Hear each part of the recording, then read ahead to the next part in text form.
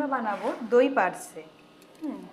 তো মানে পার্সে মাছ দিয়ে সর্ষে দিয়ে তো আমরা প্রচণ্ড খাই, তারপরে কালো জিরেও দিয়ে ধরুন খাই নর্মালি, কিন্তু একটু যদি অন্যরকম করে রান্না করা হয় তাহলে ভালো, সবাই খাবে। তো সেই কারণে একটু অন্যরকম করে বানাচ্ছি। এটা আমি বাড়িতে আগে বানিয়েছি, আজকে আপনাদের সঙ্গে শেয়ার করছি। খুবই টেস্টি হয় খেতে। তো ছোটো ছোটো পার্সে, বুঝতে পারছেন একেবারে ফ্রেশ, তোমার দাদা নিয়ে এসছে, তোমার বললাম সরি, আপনাদের দাদা নিয়ে এসেছে একবারে ছোটো ফ্রেশ পার্সে মাছ। আর আমি এখানে সর্ষের তেল গরম করতে দিয়ে দিয়েছি, দই দিয়ে বানাবো আজকে পার্সেটা। তো পার্সেগুলোকে ভেজে নেব। অ্যাকচুয়ালি আমি একটু বেশি বানাচ্ছি, কারণ আমি দেশের বাড়ি চলে যাব, ছেলে আর হাজব্যান্ড মানে বাড়িতে থাকছে, সেই কারণে একটু বেশি বানানো থাকলে ওরা খেয়ে নেবে। আর আমার ছেলের তো কোনো এইসব খাওয়ার খুব যদি একটু অন্যরকম করে টেস্টি করে বাচ্চাদের হয় না, রান্না করে থাকে, খেয়ে নেয় অটোমেটিকলি। তো কলকাতার বাজারে তো জানেন সেই রেগুলার রান্না সম্ভব হয়ে ওঠে না, সবাই কাজে ব্যস্ত থাকি। তো তার মধ্যে আমি বাইরে যাচ্ছি, তো বোন আছে পাশে, এসে একটু টুকটাক করে দেবে, কিন্তু তার সত্ত্বেও যদি একটু বানিয়ে রেখে যাই, তাহলে নিজের একটু মনে শান্তিও থাকে যে ছেলেটা ভালোভাবে খেয়ে নিতে পারবে, কোনো অসুবিধা হবে না। তো আমি পার্সেগুলো এই জন্য ভেজে নিচ্ছি, হালকা করে ভাজবো, খুব ডিপ ফ্রাই করবো না, মোটামুটি মিডিয়াম ভেজে নিচ্ছি। এখন মাছগুলো এক পিট হয়ে গেছে, আর একটু রসুন উল্টে দিচ্ছি আমি।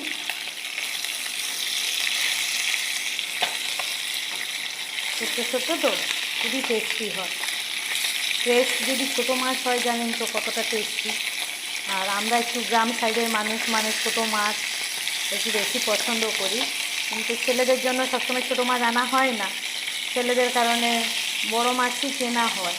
তো আজকে ওর বাবাকে বলেছিলাম, তো ওর বাবা এটা খেয়ে এসছে, এটাকেই নিয়ে এসছে। ছোটো ছেলেটা নিয়ে একটু প্রবলেম হয়, ও এখনও বেশি খেতে শেখেনি, বেছে দিতে হয়। তো ভেজে নিচ্ছি, করে ফ্রাই হয়ে গেছে, আমি তুলে নিচ্ছি। বেশি শক্ত মাছ ফ্রাই করলে আমার ছোটো মাছটা ভালো লাগে না খেতে, বাড়িতে কেউ ভালোবাসে না। এটা যদি ভাজা খাওয়া হয় মজমচে করে, তাহলে বেশি কড়া ফ্রাই পছন্দ করি, না হলে আমরা এরকমই হালকা ফ্রাই করে নিই। আর কটা আছে, 500 মাছ পুরোটাই বানিয়ে দিচ্ছি অ্যাকচুয়ালি, কেননা এরা মাছ খেতে প্রচণ্ড ভালোবাসে, এক কথায় বলা যায়। আমার ছোটো ছেলেকে তো রোজ যদি মাছ দেন বলবেন না যে খাবো না, রোজ ওর মাছ চাই।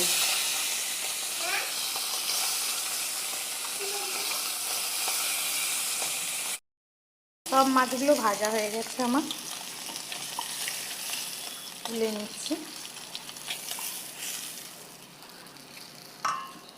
এই কড়াইতে আমি আরও একটু সর্ষের তেল অ্যাড করছি,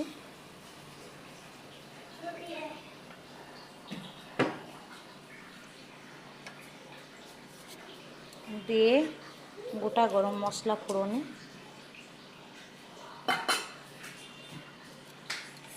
এখানে 3টে এলাচ দিয়েছি, 2টো লবঙ্গ দিয়েছি, 2টো দারচিনির টুকরো দিয়েছি।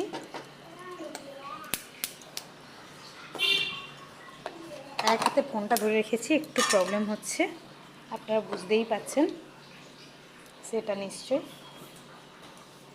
দিয়ে দিলাম হাফ চামচ রসুন বাটা। সবসময় দেখবেন আমি রসুন বাটাটা তেলে দিই, কারণ আর রসুনের কাঁচা গন্ধটা আমার একেবারে পছন্দ নয়। তো আপনারাও তাই করবেন, দেখবেন রসুনের আর বেশি যে খুব অনেকক্ষণ ধরে মশলা কষাতে লাগে না এই রসুনের গন্ধ ওড়ানোর জন্য।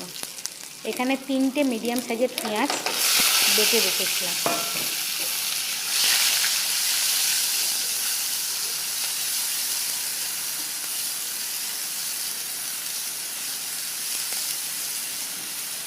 একটু দেখুন সোনালি কালার হয়ে গেছে পেঁয়াজটার একটু জল আর একটু থেমে যাক, দিয়ে শুকনো হোক, তেল বেরোতে স্টার্ট করবে।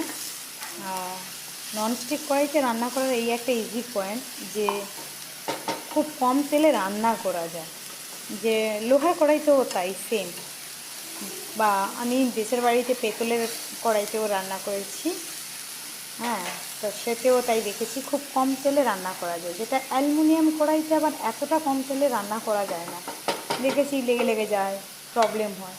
তো সেই জায়গায় এইগুলো খুব বেনিফিট পাওয়া যায় এগুলো, এই কড়াইগুলোতে। এবারে হাফ টেবিল চামচ আদা বাটা,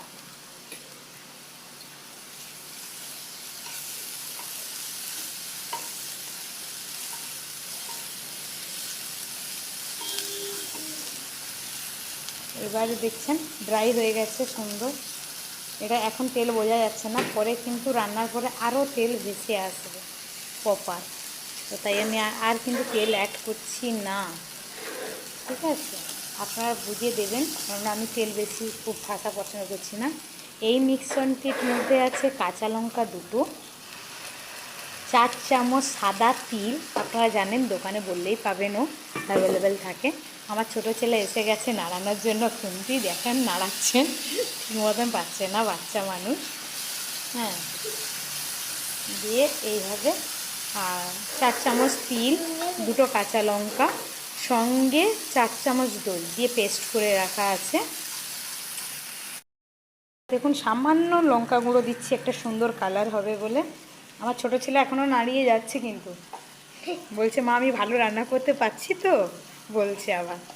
আর এই যে দই আর তিলটা বেটেছিলাম, সেই বাটিটা ধুয়ে একটু আমি জল দিয়ে দিলাম, একটু সামান্য হলুদ মানে এটা দিলাম, যেহেতু আমি হলুদ দেবো না, আর ওই যা মাছে মাখানো আছে, এটা একটা সুন্দর কালার আসবে বলে সামান্য লঙ্কা গুঁড়োটা দিলাম।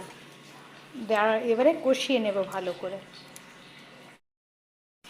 এবারে দেখতে পাচ্ছেন সুন্দরভাবে তেল ছেড়ে বেরিয়ে এসছে মশলাটা। আর সাদা তিল দিয়ে একবার বানিয়ে দেখুন, খুবই টেস্টি হয়। এটা আমি ট্রাই করেছিলাম, খুবই ভালো লেগেছে, তাই আপনাদের সঙ্গে শেয়ার করলাম। আমি কিন্তু নুন এখনও দিইনি, নুনটা এখন দিচ্ছি। পার্শে মাছ একটু নুন দিলেই জানেন তো, আর বাজারে রাখার জন্য নুন দিয়ে দেয় ওরা, ফ্রেশ রাখার জন্য, তাই নুনটা সেভাবে দিচ্ছি আমি আমার টেস্ট অনুযায়ী। আপনারা আপনাদের টেস্ট অনুযায়ী নুনটা দেবেন। আর সামান্য আমি 2-4 দানা, আমার 2-4 দানা বলা ভুল, একটু বেশি দিচ্ছি না, জাস্ট একটু চিনি ছড়ালাম।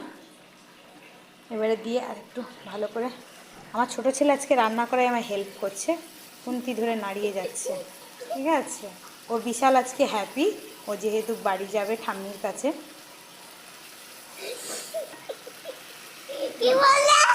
দেখেছেন তো কি বললে, তুমি বলে দিলে। এবার আমি এই যে সবসময় আমি যেটা করি, গরম জল সাইডে ফুটতে বসিয়ে দিই, দিয়ে ওই জলটাই আমি অ্যাড করি। আমি গ্রেভিটা খুব ঘনও রাখবো না, খুব পাতলাও করব না, তাই আমি আগে নাড়িয়ে দেখে নিচ্ছি, তারপরে জলটা আর একটু অ্যাড করব। মাছগুলো দিয়েও একটু ফুটবে।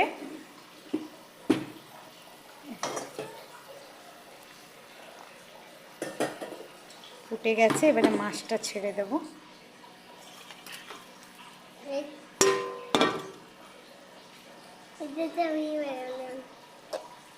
এসব মাছগুলো দিয়ে মিনিট 3 মতন ফোটালেই হবে, জাল দিলেই হবে।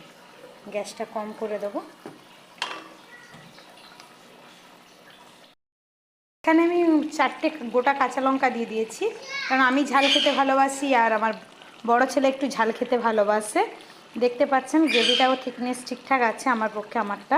আপনারা যদি একটু গ্রেভিটা টাইট খেতে চান তাহলে সেইভাবে দেবেন, না হলে একটু গ্রেভি রাখতে চাইলে এইভাবে করতে পারেন।